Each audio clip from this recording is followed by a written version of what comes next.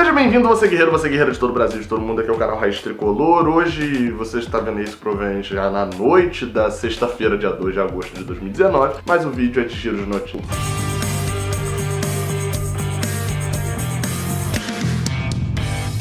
Este vídeo aqui é para abordar somente as falas do Mário Bittencourt. O presidente, nessa sexta-feira, deu entrevista coletiva e como ela foi esclarecedora sobre muitos assuntos, por sinal já fica até aqui o parabéns aos jornalistas que estavam lá, né, pelas perguntas pertinentes, e também ao presidente por ter esclarecido esclareceu tudo que foi perguntado, né? Algumas coisas ele esclareceu dizendo que vai esclarecer, mas, enfim, uma boa entrevista, elucidou bastante coisa e eu vou tentar abordar praticamente tudo aqui neste vídeo. Então, por isso, eu falei pra você não esquecer o like aqui embaixo, sempre importante dar essa forçada aí embaixo no like e se inscrever aqui também no canal. Lembrando que esse vídeo está sendo publicado à noite da sexta-feira, então pode ter muita gente que está assistindo no sábado, mas o vídeo vale tranquilamente. Primeiro assunto abordado na entrevista, né, e que eu já vou falar aqui, é sobre Leandro Espadácio, sobre a venda de Leandro Espadácio. E aí eu me senti até lisonjeado, de certa forma, porque o Mário Bittencourt fez exatamente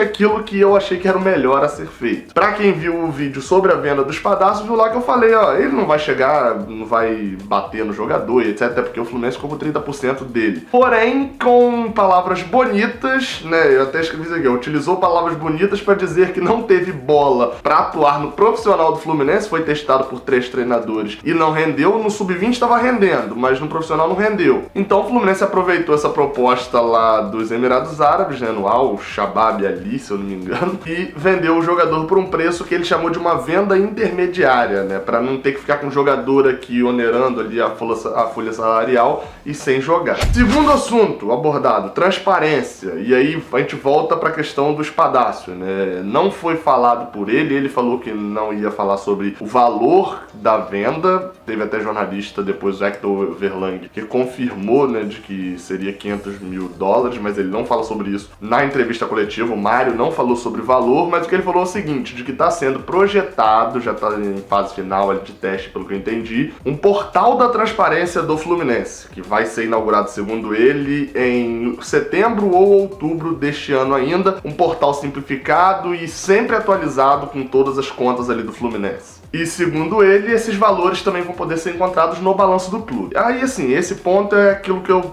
já falei várias vezes aqui no canal, inclusive pouco depois ali da eleição, quando foi falado sobre transparência. Balanço não é transparência. Balanço é obrigação. Toda empresa precisa publicar o seu balanço. Então, quanto a isso, eu não considero qualquer ação relacionada a balanço sendo como transparência, balanço é obrigação. Mas boto fé nesse portal da transparência aí que vai ser publicado agora em setembro ou outubro para que essas vendas, essas questões sejam todas elas publicadas. Ele não falar nesse momento, até posso entender, a venda ainda não foi concretizada, etc. Enfim, nesse caso do Espadácio, até setembro ou outubro, até que se lance esse portal da transparência, ele tá com não vou dizer uma carta branca, mas ele tem ali pelo menos uma argumentação para poder dar sobre transparência de valores. Patrocínio Master, outro fator aí abordado na entrevista, e pra mim ele falou algo que eu também normalmente falo nos grupos de WhatsApp, não abordo tanto esse tema aqui no canal, mas que é patrocínio Master. A galera fica tarada no patrocínio Master, e hoje em dia tem tanta área de patrocínio, ó, manga, tem tanta área de patrocínio que o Master, às vezes, ele paga menos do que todas as outras áreas somadas.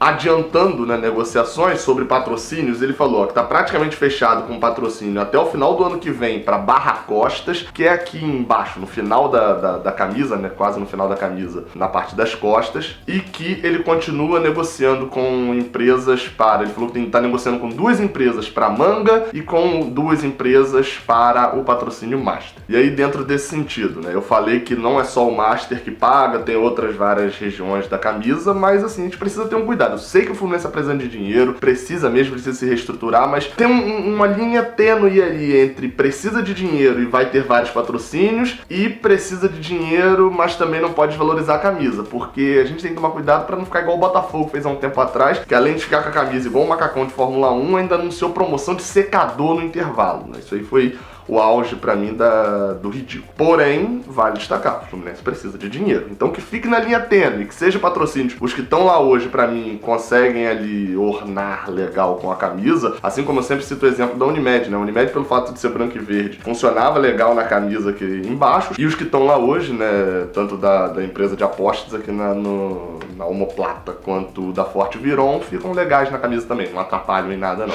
Fred! Outro assunto abordado na entrevista coletiva do Mário Bittencourt, mesma coisa de sempre, esse aí pra mim nada de novo não. A galera pergunta sobre Fred, fala sobre Fred vindo ano que vem, e a resposta dele é sempre a mesma, né?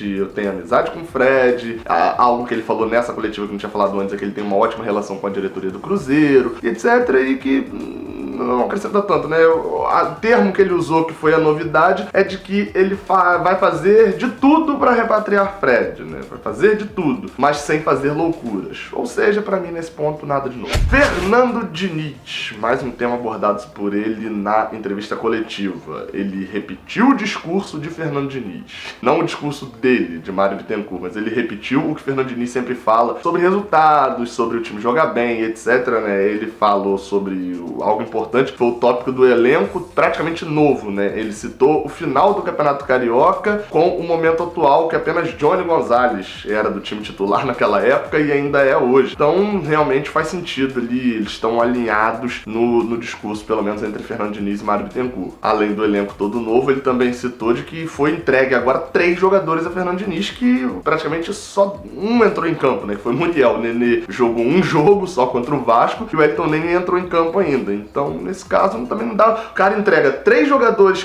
com potencial para ser titular, as 3, acho que junto com o Ganso ali, as maiores contratações do Fluminense no ano, e quando ele entrega esses jogadores, Fernando Diniz nem usou ainda, ele demite. Não faria sentido. E vale destacar o final também, quando ele fala que Fernando Diniz está mais sólido do que nunca. Óbvio que a gente não precisa, né, voltar em alguns casos onde um clube emite uma nota oficial. O clássico é esse, né? Se o clube emitiu uma nota oficial dizendo que o treinador está prestigiado, significa que se ele perder na próxima rodada, ele tá demitido. Não, pelo menos não é o que parece dessa vez. E pra mim, pelo menos assim, na minha visão, dá mais tranquilidade para Fernando Diniz e dá mais tranquilidade também para a torcida que não quer a demissão de Fernando Diniz para ele poder trabalhar. Mas é óbvio, ele falou: eu espero que a vitória venha nesse sábado contra o Inter, né? Sexto tema que eu vou comentar, o último tema, né, na verdade, dos que eu vou comentar aqui, que, como eu falei, que a gente acabou de entregar 3 jogadores para Fernando Diniz, é sobre contratações. Mário Bittencourt, primeiro, ele meio que deixou ali...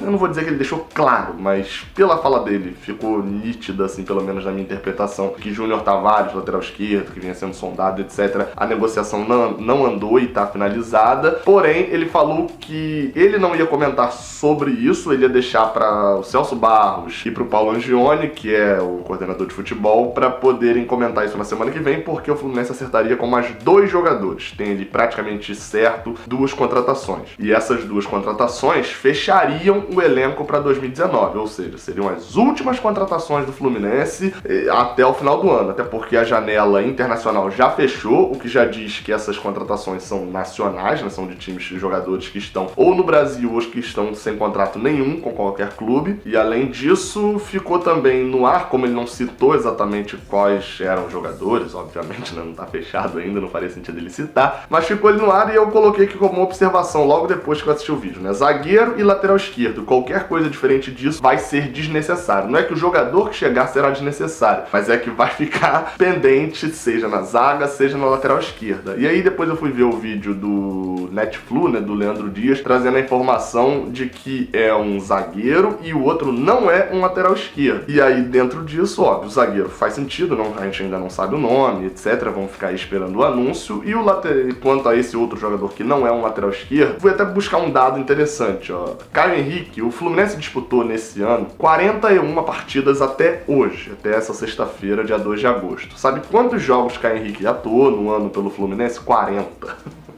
Ele não é suspenso, ele não toma vermelho, ele não se machuca, ele jogou 40 jogos, sabe qual foi o único que ele não atuou? A estreia contra o Volta Redonda, que ele não estava disponível para poder atuar por causa daquela questão do Fluminense não poder inscrever jogadores, enfim, lá no início do ano. O único jogo que ele não jogou não é porque ele estava machucado contra o dito suspenso, nada disso não, é porque ele estava proibido de ser registrado pelo Fluminense. Ou seja, A gente tá com o Caio Henrique desde o início do ano. A hora que der merda, vai ser uma merda homérica, porque considerando que Mascarenhas está machucado e que Marlon viajou hoje pro Boa Vista de Portugal para finalmente ser negociado lá para fora, o Fluminense tem um total de 0 laterais esquerdos no elenco, até porque Caio Henrique, a gente não dá ainda na relação lá do Fluminense, não vem como lateral esquerdo. Ou seja, se não for um lateral esquerdo, o time do Fluminense corre um seríssimo risco de virar um time capenga de agora pro final do ano. Esses foram os assuntos que ele abordou e que eu fiz comentários aqui pro vídeo, mas ele também fez esclarecimentos sobre arbitragem, sobre Maracanã, os camarotes, enfim, como tá funcionando a operação do Maracanã, venda de Luciano, falou lá sobre valores, sócio-torcedor, falou alguma coisa também sobre novos planos, etc. E sobre questão de dívida financeira, penhoras, etc. Esses 5 assuntos, como são bem mais técnicos, é muito mais vantagem você ir lá na Flu TV e acompanhar a entrevista coletiva completa de Mário Bittencourt. Então é isso, amanhã tem pré-jogo, análise pocket e tem vlog no domingo do jogo entre Fluminense e Internacional. Saudações tricolores, até a próxima, valeu. Eu tô aqui me perguntando por que você não assistiu esses 2 vídeos que estão aqui no canto, aparecendo aqui agora nessa tela final. O vídeo aqui de cima é o envio mais recente que eu fiz aqui pro canal, e o vídeo de baixo é um vídeo que o YouTube separou especialmente pra você, então vale a pena você conferir. Muito obrigado pela moral que vocês têm me dado, não se esquece do like aqui no vídeo, saudações tricolores.